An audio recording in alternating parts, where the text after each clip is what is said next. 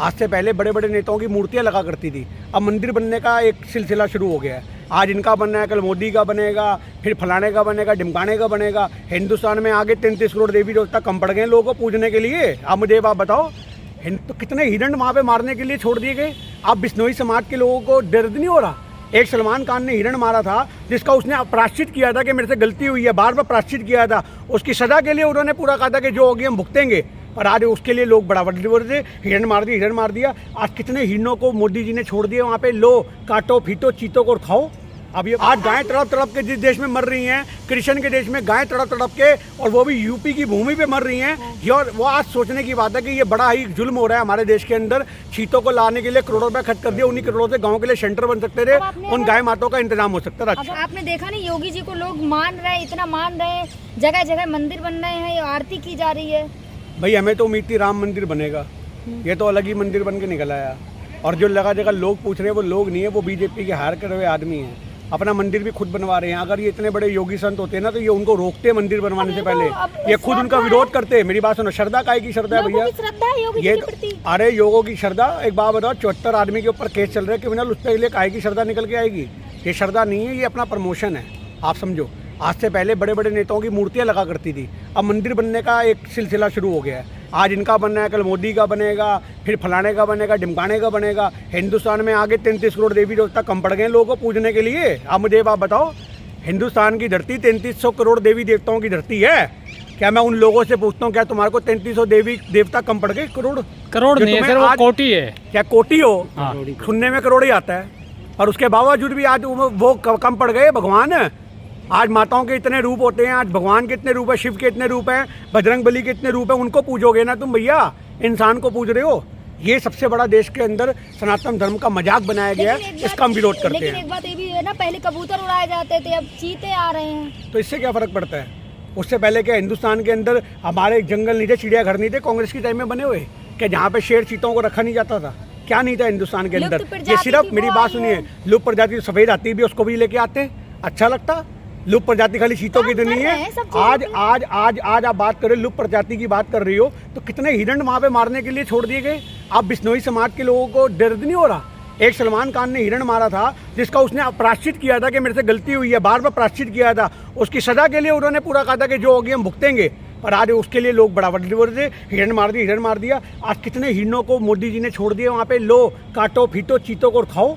अब ये बताओ, मतलब विदेशियों, आज विदेशों से भारत के लोगों को, आज विदेशों से जानवर बुलाया जा रहा है कि भारत के जानवरों को मारा जाए, इससे हमारे देश के अंदर खूबसूरती बढ़ेगी। लुप्त प्रजाति थी भारत में, ये तो गर्व की बात है ना। हमारे लिए कोई गर्व की बात नहीं, हमारे लिए गर्व की बात होती अगर देश के मुद्दों की बात होती।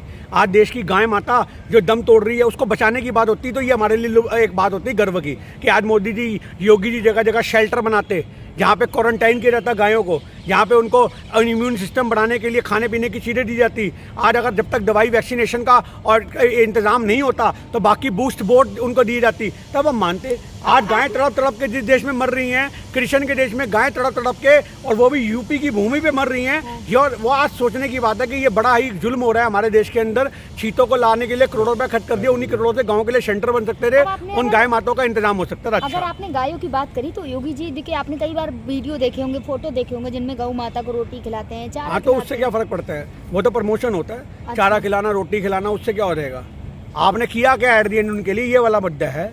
आप ये बात बताओ, आज बीमारी के टाइम में कोरोना में लोग मर गए तो इनके पास इंतजाम नहीं थे। आज एक बीमारी आई गाय पक्षियों तक, तो वो मर गई तो इनके पास इंतजाम नहीं होते। बर्ड फ्लू आते तो इनके पास तो इंतजाम नहीं होता। कोई भी आपदा आती है इनके पास इंतजाम नहीं होता। लोग कहते हैं कि भैया बहुत हिंदुस्तान में तरक्की हो रही है, विकास हो रहा है, देश की तरक्की हो रही है, हम विश्व गुरु बन रहे हैं। और मैं तो कह रहा हूँ, कल हमने एक पोस्ट देखी कि गाय की और बच्चे की, जिसमें गाय और माता का और गाय के बच्चे का आपस में संवाद दिखाया गया कि माता जी ऐसे तो हमारी प्रजातियां विलुप्त हो जाएंगी। उन्होंने बोला विश्व गुरु है हमारा देश, मोदी बाहर से मंगा लेगा।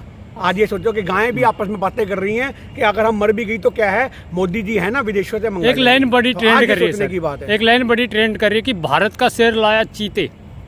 भारत का शेर लाया चीते, ये तो मीडिया के लिए शेर होगा भैया। भारत की जनता से पूछो, आज भारत की जनता से पूछो कि वो आपको बताएगी ये रंगे हुए शेर को शेर मानना चाहिए या नहीं मानना चाहिए। एक सर्वे करा लो, आप कुछ मत करो, आप बसों में चढ़ जाओ, ट्रेनों में चढ़ जाओ, गली कूचों में निकल जाओ कैमरे लेकर के, और लोगों से पूछो कि आपको मोदी शेर दिखता है, चीता दिखता है, भालू दिखता है, गीदड़ दिखता है, गधा दिखता है, क्या दिखता है? कौन से जानवर से आप मोदी जी को कंपेयर करोगे? वोटिंग करवा लो। आपकी वोटिंग में सबसे ऊपर गधे की लाइन निकल के आएगी। ये बात लिख के रख लो आप। तो मोदी जी को तो लगातार विष्णु का अवतार भी बताते रहे। तो ये तो सोचने की बात है। लानत ऐसे लोगों पे जो हिंदू धर्म पे होके हिंदू धर्म का मजाक बनाते हैं। मैं तो कह रहा हूं डूब के मर जाओ ऐसे लोग जो अपने आप को सनातन धर्म का हिस्सा मानते हैं और तुम्हारे सामने तुम्हारे भगवानों का मजाक उड़ाया जाता है। मेरी बात समझो, सांसद है गोरखपुर के। सांसद भी है। मेरी एक छोटी सी बात याद रखना, सांसद है तो क्या हो गया, मूर्ति बन जाएगी, मंदिर बन जाएगा, पूजा होने लगेगी, प्रसाद बटेगा। उन्होंने बताया ना मोदी जी को विष्णु का अवतार। यही मैं आपको कहने की बात बताना चाह रहा हूँ कि आज देश के अंदर हमारे हो क्या रहा है, धर्मों का खिलवाड़ हो रहा है। आज हमारे देश में जो एक्चुअल हिंदू हैं, क्योंकि मैं हमेशा कहता हूँ हिंदू दो तरह के हैं, एक बीजेपी के हिंदू हैं जो अंधभक्त हैं और एक देश में एक्चुअल हिंदू हैं जिनसे हमारा भाईचारा है। उन सभी लोगों से मेरा निवेदन है कि सड़कों पे उतरो और योगी के मंदिर का विरोध करो, क्योंकि ये हिंदू आस्था से खिलवाड़ है, ये धर्मों से खिलवाड़ है। लोगों को अयोध्या की उम्मीद थी कि राम मंदिर बनेगा, पर यहाँ तो योगी का मंदिर बन गया और वो भी राम जी का रूप में। आप सोचो, उनको धनुष्यबाण दे दिया, उनको तीर लटका दिए। ये क्या है भैया, क्या हो रहा है? हम किस देश में सांस ले रहे हैं? ये किस तानाशाही में हम लोग सांस ले रहे हैं? धर्मों का खुलेआम मजाक बन रहा है। सबकी अपनी अपनी आस्था होती है सर। ये आस्था के नाम पे तुम्हारा भी मंदिर बना दिया जाए, फिर तो तुम्हारे घर वालों को भी आस्था है, तुम भी अपने घर के बाहर अपनी मूर्ति लगा लो, लोग वहाँ पे चढ़ावा चढ़ा के देंगे, उससे तुम्हारा घर चल जाएगा। तुम्हें भी क्या जरूरत है कैमरा पकड़ के सड़कों पे घूमने की? आस्था ये कैसी आस्था है? लोगों की आस्था सिर्फ ऊपर वाले से होती है, ईश्वर से होती है। आदमियों से आस्था नहीं रखते, उनसे विश्वास लेते हो, जो विश्वास यहाँ यूपी के अंदर पूरा नहीं हो पाया। महिलाओं को आज सम्मान नहीं मिला, बढ़ते बलात्कार, उसके लिए लोगों की आस्था थी, उसके लिए कोई काम नहीं हुआ। आप बात कर रहे हो मंदिर उस आदमी का बनना चाहिए जो भगवान का अवतार होता है। ये आपको अवतार दिख रहे हैं भगवान के? 74 मामले जिनके ऊपर दर्ज है। सर आपने कहा महिलाओं को सम्मान नहीं, लेकिन अमित शाह जी ने तो एक बयान दिया था ना कि रात के 12 बजे भी निकलो तो सुरक्षित, तो आप करें महिलाएं सुरक्षित? बिल्कुल बिल्कुल 12 बजे की बात करते हैं और यूपी के अंदर आपको दिन दिहाड़े बलात्कार की घटनाएं सुनने को मिलती हैं। आप 12 बजे निकलने की बात कर रही हो। आपको यूपी की सड़कों पर अगर छोड़ दिया जाए तो आप वहाँ से घर तक नहीं पहुँच सकती। ऐसा हाल बना दिया इन्होंने, जंगल राज कर दिया वहाँ पे। तो ये चीज़ सोचने की बात है। लेकिन लखीमपुर की जो घटना थी उसके बाद तो देखा होगा जी ना, योगी जी ने कितना सटीक फैसला लिया है। हाँ, उन्होंने साथ ही साथ एक क्योंकि आरोपी मुस्लिम थे ना। उन्होंने मेरी बात सुनो, क्योंकि याद रखेंगी जो मेरी बात सुन लो, क्योंकि आरोपी मुस्लिम थे। इससे पहले भी तो कितने बलात्कार हुए हैं, तो भी उनका लिए न्याय इक्वल होना चाहिए।